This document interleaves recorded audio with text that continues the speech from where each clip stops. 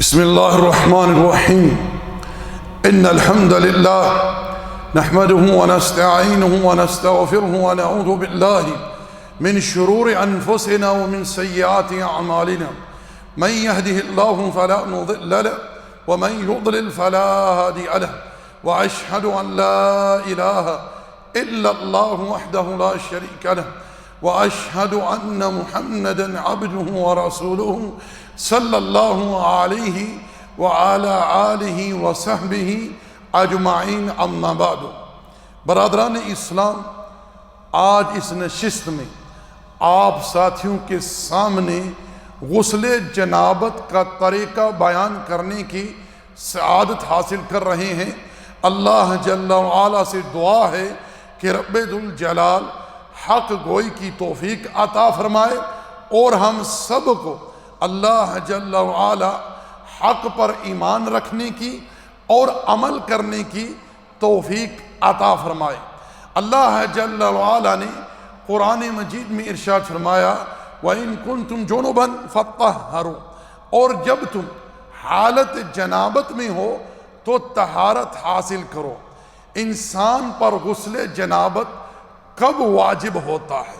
یاد رکھیں، اگر کسی انسان سے منی کا استخراج ہوا، مرد ہو یا عورت، حالت نیند میں ہو یا بیداری میں، بات میرے حالت نیند میں یعنی احتلام ہو گیا، یہ مرد کو بھی ہو سکتا ہے عورت کو بھی ہو سکتا ہے، اور اس نے بالکل منی کے اثرات محسوس کیے ہیں، دیکھے ہیں، پا لیے ہیں، تو اب اسے غسل جنابت کرنا ہوگا، مرد ہو یا عورت، اس میں کوئی تفریق نہیں ہے۔ البتہ ایک ہوتی ہے مزی یا ودی، ان کے اخراج پر شرمگاہ کو دھونا ہے اور نماز کی طرح وضو کر لینا، یہ کافی ہو جائے گا۔ جیسے کہ جناب علی رضی اللہ تعالی عنہ کو اس بات کی شکایت تھی، یعنی کثرت سے مزی خارج ہوتی تھی، تو انہوں نے نبی علیہ السلام سے یہ مسئلہ دریافت کروایا اپنے ایک دوست کے ذریعے۔ یہ حضرت علی کا ادب تھا نبی علیہ السلام کے ساتھ، کیونکہ نبی علیہ السلام کی صاحبزادی سیدہ فاطمہ جناب علی کے نکاح میں تھی۔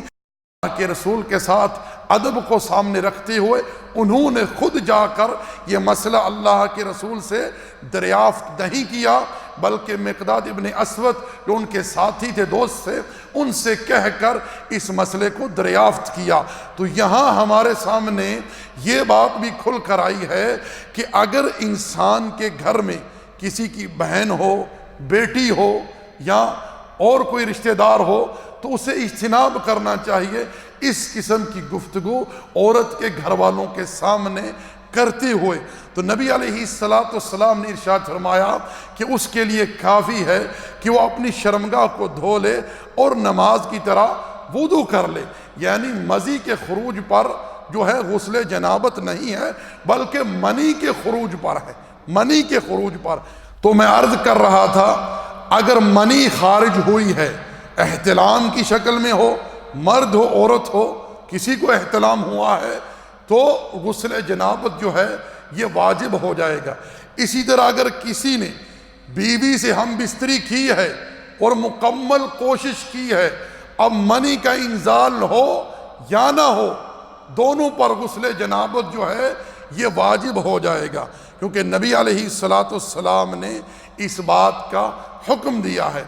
اسی طرح اگر کوئی عورت ایام حید مکمل کرتی ہے، اس پر بھی غسل واجب ہے، جیسا کہ اللہ جل وعلا نے ارشاد فرمایا وَلَا تَقْرَبُوهُنَّ حَتَّى يَطْهُرْنَ، تم عورتوں کے قریب نہ جاؤ جب تک کہ یہ طہارت حاصل نہ کر لیں۔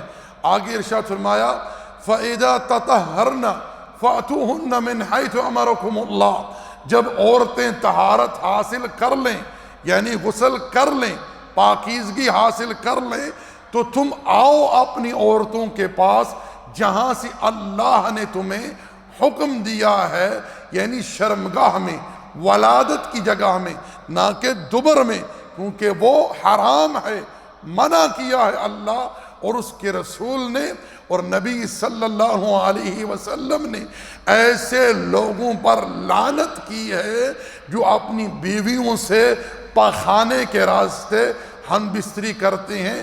اللہ تعالیٰ ایسے تمام لوگوں کو ہدایت عطا کرے۔ اسی طرح وہ عورت جس نے نفاس کے ایام مکمل کیے ہیں، جو ولادت کے بعد خون آتا ہے، ایام مکمل کیے ہیں، اس پر بھی غسل جو ہے یہ واجب ہے طہارت کے لیے۔ تو میں عرض کر رہا تھا میرے بھائیوں، ان حالات میں انسان پر غسل واجب ہوتا ہے، مرد ہو یا عورت۔ پاس میرے آئیے اب آپ کے سامنے غسل جنابت کا طریقہ بیان کرتے ہیں۔ یاد رکھیں کہ ہر عمل کا دار و مدار نیت پر ہے۔ نبی علیہ السلام نے ایک بنیادی اساسی قاعدہ اصول ہمیں عطا کر دیا ہے۔ ارشاد فرمایا انما الاعمال بالنیات، عمل کا دار و مدار نیت پر ہے۔ انسان دل میں اس بات کی نیت کرے گا کہ وہ مذکورہ حالت سے پاکیزگی حاصل کرنے کے لیے غسل کرنے جا رہا ہے۔ بات میرے، اور نیت کی جگہ انسان کا دل ہے، نیت کی جگہ انسان کا دل ہے، نہ کہ زبان سے نیت کی جائے، نہ کہ نیت کے الفاظ زبان سے ادا کیے جائیں، کیونکہ ایسا کچھ بھی اللہ کے رسول علیہ السلام کی سنت سے ثابت نہیں ہے۔ پہلی چیز ہے نیت۔ اس کے بعد آپ نے نبی علیہ السلام کے اسوے کو، آپ کی سنت کو، طریقے کو، تعلیم کو سامنے رکھنا ہے کہ اللہ کے پیغمبر نے کس طرح امت کو غسل جنابت کی تعلیم دی ہے۔ جیسا کہ صحیحین میں سیدہ عائشہ اور سیدہ میمونہ رضی اللہ تعالی عنہن سے نبی علیہ السلام سے جو غسل جنابت کا طریقہ وارد ہوا ہے وہ موجود ہے۔ نبی علیہ السلام جب غسل جنابت کے لیے تشریف لے جاتے تو آپ علیہ السلام سب سے پہلے اپنے دونوں ہاتھ دھوتے، پھر آپ علیہ السلام اپنے سیدھے ہاتھ سے پانی لے کر الٹے ہاتھ پر ڈال کر، آج کل آپ کپ استعمال کر سکتے ہیں، تو آپ علیہ السلام اپنے الٹے ہاتھ سے، بائیں ہاتھ سے اپنی شرمگاہ کو دھوتے صلی اللہ علیہ وسلم۔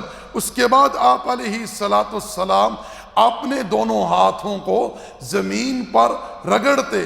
اب آپ صابن استعمال کر سکتے ہیں۔ آپ علیہ السلام ہاتھ دھونے کے بعد کلی کرتے، اپنے منہ میں پانی ڈالتے، پھر ناک میں پانی ڈالتے، پھر اپنا چہرہ دھوتے صلی اللہ علیہ وسلم، پھر اپنے ہاتھوں کو کوہنیوں تک دھوتے صلی اللہ علیہ وسلم، اور پھر آپ صلی اللہ علیہ وسلم اپنے ہاتھوں سے پانی لے کر اپنے سر پر ڈالتے اور انگلیوں کے ساتھ بالوں کا خلال کرتے، بالوں کی جڑوں تک پانی کو پہنچاتے۔ پھر نبی صلی اللہ علیہ وسلم اپنے دائیں طرف پانی ڈالتے، بائیں طرف پانی ڈالتے، پورے جسم پر پانی بہاتے صلی اللہ علیہ وسلم، اور جسم کے ایک ایک حصے کو پانی سے تر کرتے۔ پھر آپ علیہ السلام اگر آپ شروع میں اپنے پاؤں نہ دھوتے تو علیحدہ ہو کر جہاں آپ نے غسل فرمایا ہوتا وہاں سے تھوڑا ہٹ کر جو ہے اپنے دونوں پاؤں دھو لیتے صلی اللہ علیہ وسلم۔ تو میرے بھائیو، میرے دوستو، یہ طریقہ غسل جنابت کا نبی صلی اللہ علیہ وسلم سے ثابت ہے احادیث کے اندر۔ یاد رکھیں احادیث کے اندر مرد اور عورت کے غسل میں کوئی فرق جو ہے وہ ثابت نہیں ہے، البتہ حالت جنابت میں عورت کو اس بات کی رخصت دی گئی ہے کہ اگر وہ غسل کرتے ہوئے اپنے بال نہیں کھولتی تو کوئی حرج نہیں ہے، فقط سر پر پانی بہا لے اور پانی کو بالوں کی جڑوں تک پہنچا دے۔ البتہ اگر وہ حید یا نفاس سے پاکیزگی حاصل کر رہی ہے اس غسل میں اسے بالوں کی چٹیاں جو ہے وہ کھولنی ہوں گی، جیسا کہ نبی علیہ السلام کی تعلیمات سے یہ بات ثابت ہے۔ اور میں دوستو یہاں ایک بات کی وضاحت کرتا چلوں کہ اگر کسی انسان نے غسل جنابت کے بعد اپنی شرمگاہ کو چھو لیا ہے بغیر کپڑے کی آڑ کے تو اسے دوبارہ وضو کرنا ہوگا نماز کے لیے۔ اگر اس نے شرمگاہ کو ہاتھ نہیں لگایا، نہ ہی آگے نہ ہی پیچھے، تو وہ جو وضو اس نے پہلے کر لیا ہے وہ اس کے لیے کفایت کر جائے گا نماز کی ادائیگی کے لیے۔ اسی طرح میرے بھائیوں یاد رکھیں، کچھ غسل ایسے ہیں جو انسان کے لیے مستحب ہیں، افضل ہیں۔ مثلا جمعے کے دن جمعے کے لیے غسل کرنا، عید کے لیے غسل کرنا۔ اسی طرح کسی نے میت کو غسل دیا ہے تو اسے غسل کرنا یہ مستحب ہے اس کے لیے۔ اگر کسی نے کسی مشرک کو دفن کیا ہے تو اس کے لیے بھی غسل کرنا مستحب ہے، جیسا کہ سنن نسائی اور سنن ابی داؤد وغیرہ میں ہے کہ جب ابو طالب کی وفات ہوئی تو جناب علی رضی اللہ تعالی عنہ نے نبی صلی اللہ علیہ وسلم سے دریافت کیا تو آپ نے ارشاد فرمایا کہ گڑھا کھود کر اس کی لاش اس میں ڈال کر اس پر پتھر جو ہیں وہ ڈال دیے جائیں۔ تو جناب علی رضی اللہ تعالی عنہ نے کہا کہ اللہ کے رسول وہ تو حالت شرک میں مرا ہے۔ تو نبی علیہ السلام نے جناب علی سے ارشاد فرمایا کہ تم اسے دفنانے کے بعد جو ہے وہ غسل کر لینا، تم اسے دفنانے کے بعد غسل کر لینا۔ اسی طرح اگر کوئی شخص اسلام لاتا ہے تو اس کے لیے بھی غسل کرنا مستحب ہے، جیسے کہ اللہ کے رسول علیہ السلام بعض اوقات لوگوں کو اس بات کا حکم دیا کرتے تھے۔ اسی طرح اگر ایک شخص کی ایک سے زائد بیویاں ہیں تو وہ ایک بیوی سے ہم بستری کرتا ہے، پھر وہ دوسری بیوی سے ہم بستری کرنا چاہتا ہے، تو اس درمیان اگر وہ غسل جنابت کر لیتا ہے اس کے لیے بہتر ہے۔ اگر وہ نماز کے لیے وضو کر لے شرمگاہ کو دھو کر تو یہ بھی اس کے لیے بہتر ہے۔ اللہ کے رسول علیہ السلام کی تعلیمات سے یہ باتیں ثابت ہیں۔ اگر کسی ساتھی کو ان باتوں میں کوئی اشکال ہو تو ہم سے واٹس ایپ پر رابطہ کر سکتا ہے، اسی پر اکتفا کرتے ہیں۔ اللہ جل وعلا سے دعا ہے جو حق کہا سنا اس پر ایمان و عمل کی توفیق عطا فرمائے۔ وما علینا الا البلاغ وصلی اللہ علی نبینا محمد وعلی آلہ وصحبہ اجمعین۔ جزاکم اللہ خیر۔